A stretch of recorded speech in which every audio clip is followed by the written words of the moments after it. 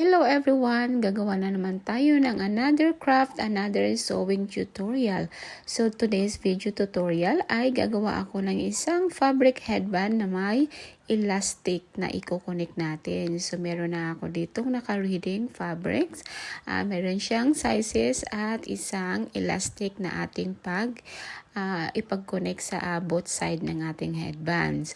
So kakailangan lang natin na tahiin ang kanilang gilid at babalik rin lang natin kapag matapos na natin silang tahiin ang tatlong fabric na to.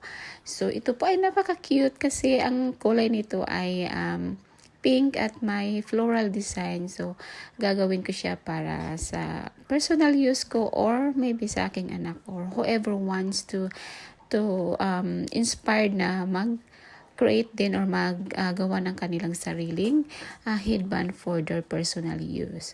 So, ayan po. Kailangan lang natin siyang ibaliktad lahat after matapos matahi at i-connect natin ang ating elastic na nasa sa loob ng ating maliit na fabric. So, ayan. Babalik rin lang natin sila lahat, guys. So, kung yung aking pagfo-fold ay hindi ko na po siya ginamitan ng iron or plancha, pwede nyo namang i-press lang. Or if you prefer to yung maganda tingnan, i-planchahin nyo, guys, kung accessible naman dyan sa inyong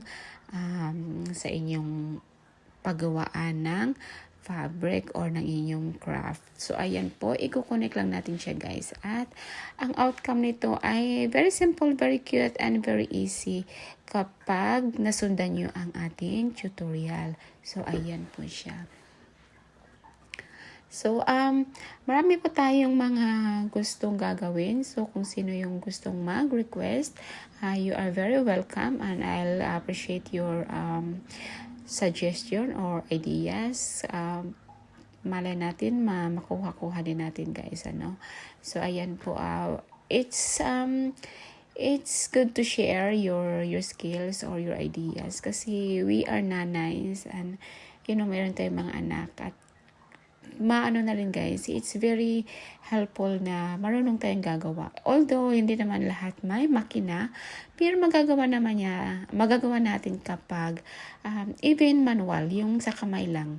Ayan. So, ito po ay i-connect na natin siya, guys, ganyan. So, kailangan lang siya magkapantay at balanse ang ating pag-fold ng ating fabric. So, ayan po. At ilalagay natin dyan sa gitna ang ating fabric na naka-attach na yung kanyang elastic o yung ating garter. Ayan. So, kailangan lang natin balansahin kapag na-fold na natin in between para naman hindi guys. So, ayan. Para balanse lang. Ayan, diba? So, kukonek lang natin yan at ating tatahiin ulit. Again, sa mga walang makina, it's okay, guys. It's not a big deal. Pwede natin magagawa yan by hand. So, ayan. Basta masundan nyo lang at may fabric. Okay na yan, guys. So, ayan.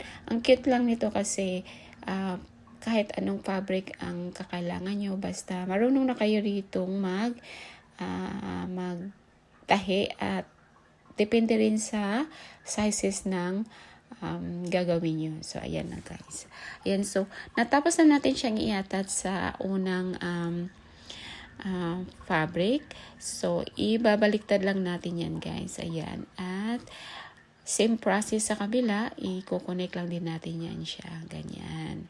At itatahin na rin natin ulit para ma-final natin ang ating headband. So, ganyan lang naman siya kasimple, guys.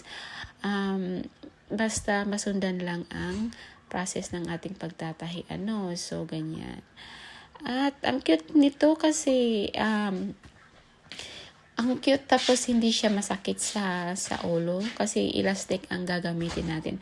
Basta hindi lang masyadong tight ang ating elastic, yun ang importante kasi kapag super tight din naman it's not comfortable sa ating ulo, diba? Ayan.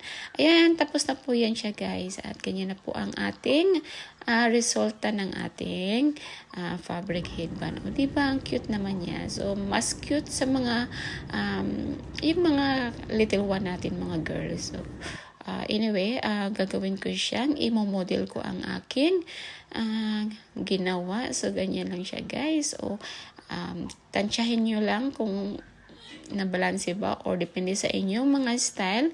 Ayan, hindi siya masakit kasi elastic siya at fabric ang ating ginawa. So, ganyan. Kayo nang bahalang mag-design sa inyong mga hair. At ganyan lang. Tapos, pwede mo nang partneran or i-match sa iyong OOTD every day. O, diba guys? Ganyan lang. Ayan, thank you so much for watching.